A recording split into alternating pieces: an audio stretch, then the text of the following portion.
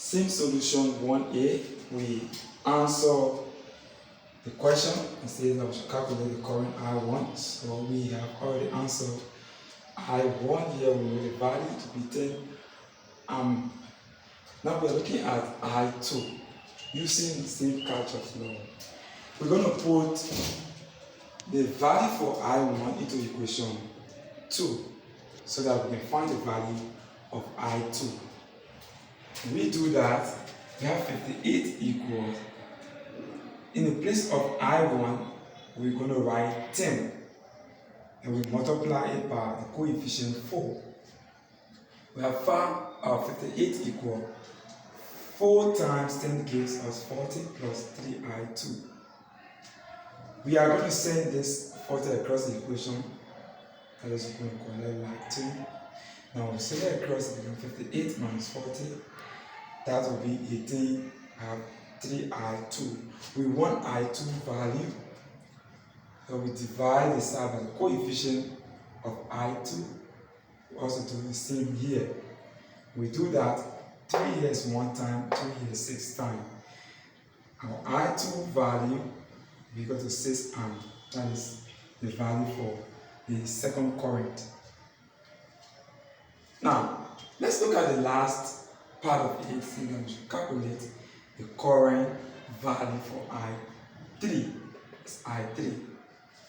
Using the first equation, I1 plus I3 equal I2, because we say that according to Kirchhoff's first law, the current entering the junction is equal to the current leaving the junction. We have the value for I1 and I2. We do not know I3. We're going to substitute. In the place of I1, we put 10 amp plus we do not know I3 value. In the place of I2, we know the value to be 6 amp. Now, we are going to send this 10 amp across the equation and then maintain our I3 on the left hand side of the equation. Here we have 6 amp minus 10 amp. Answer here, I3 equal negative 4 amp. The negative sign here indicates that the current is moving, the I3 value here, this current is moving in opposite direction, not in the direction that is shown on the diagram. It means that the current is going this way. In other words, the current now, this I3 here value, this current is going in clockwise sense, not anti-clockwise sense.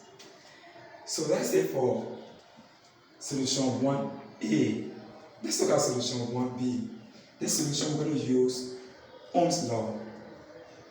The voltage is equal to the current multiplied by the resistance. For the voltage across R1, we use this equation V1 equal R1, R1. So we're going to multiply their value. That is the value of I1 and R1. I1 is 10, R1 is 4. We multiply that with 40 volts. Let's look at the voltage across R2. V2 equal I2 multiplied by R2. We substitute. That is, we're going to put their values in. I2 value is 6, R2 value is 3.